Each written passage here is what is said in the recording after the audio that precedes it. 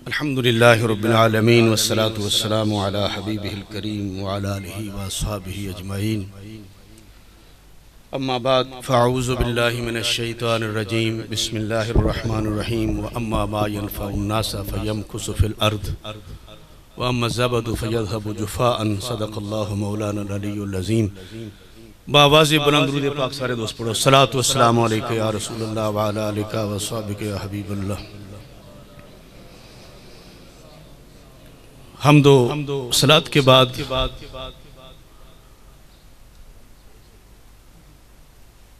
सबसे पहले मैं मुहद्दिस कबीर मुहद्दिसिन कबादी सनदुल मुहद्दिसीन इमामुल मुनाज़िरीन हुज़ूर क़िबला साहबज़ादा पीर मुफ्ती मोहम्मद अशरफुल क़ादरी मत्ताअनल्लाहु बितूल हयातिही और जर्नैल अहले सुन्नत पेशवा अहले सुन्नत मुद्दज़िल्लुहुल आली और नूर दीदाए हुज़ूर कुतुबुल आलम पीरज़ादा हज़रत अल्लामा मोहम्मद मारूफ सुबहानी और उस्ताज़ुल उलमा हज़रत अल्लामा साहबज़ादा पीर मोहम्मद मसऊद साहब कादरी ज़ीदा शरफ़हू और ख़ानदान के जुमला अफराद को ताज़ियत मसनूना पेश करता हूँ। कुरान मजीद फ़ुरक़ान हमीद के जो अल्फाज मैंने पढ़े तर्जुमा कर रहा हूँ। अल्लाह तबारक व तआला ने इरशाद फरमाया कि जो लोगों को नफ़ा देगा वो ज़मीन में टिका रहेगा और झाग और घास फूस ये ख़त्म हो जाएगा।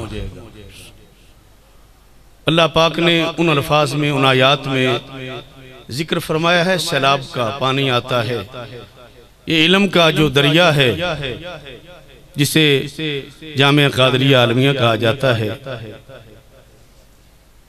इसके शोबाए तालिबात की रूह रवां और तारीख साज शख्सियत बाजी साहबा के लिए कहाँ से अल्फाज लाऊं। मैं इतना जब पहले पैर यहाँ हाजिर हुआ तो बिल्कुल छोटा सा बच्चा था। मैं घर जाने की इजाजत थी।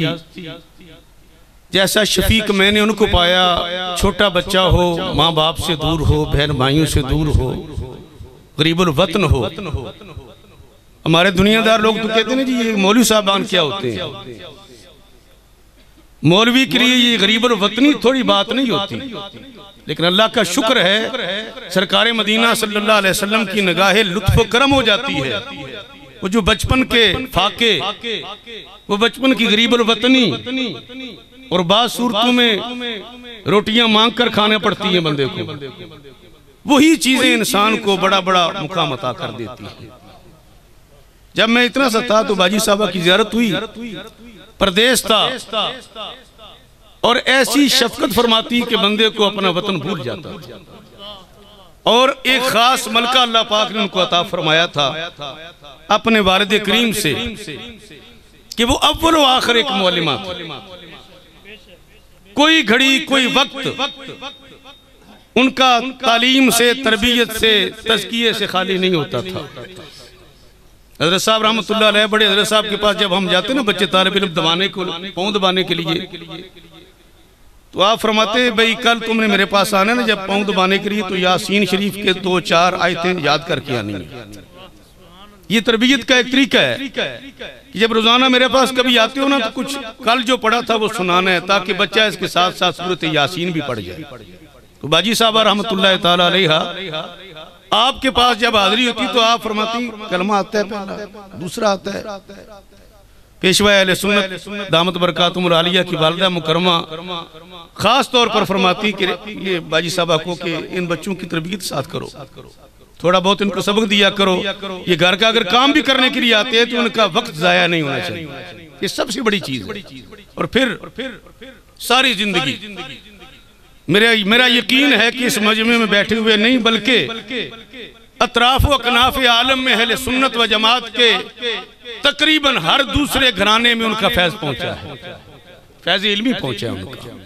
और वो अपने वक्त में अगर अल्लाह तबारक व तआला ने उन्हें सैयदा तय्यबा ताहिरा सैयदा आयशा सिद्दीका रज़ियल्लाहु ताला अन्हा की उस मसनद का फैज अता फरमाया था तदरीस वाली का, तो उन्हें अल्लाह पाक ने सैयदा तय्यबा ताहिरा फातिमा ज़हरा की हया का फैज भी अता फरमाया और आखिर दम तक वो मुअल्लिमा रही।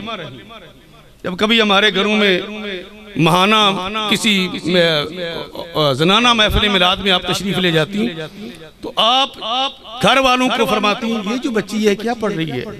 बाजी साहब ये तो नामी जमात, अच्छा चलिए इसको 10वीं जमात मुकम्मल करवाएं, वहां भेज दें। एक दर्द है, एक दर्द है कि जहां भी जाना उसी अपने मनहज पर कायम रहना, मिशन पर कायम रहना और इल्मे नाफे की सूरत में बहुत बड़ा सदका जारिया उन्होंने छोड़ा है। और मैं हदिया तबरीक भी पेश करता हूँ, खराज तहसीन भी पेश करता हूँ। बहुत कम लोग ये जानते हैं कि बाजी साहबा हुजूर किबला मुफ्ती साहब की और पीर साहब की डायरेक्ट शिगिर्दा थी और इन्हीं से उन्होंने सारा कुछ फैज पाया और तालीम तअल्लुम का सिलसिला चला। और फिर दुनिया ने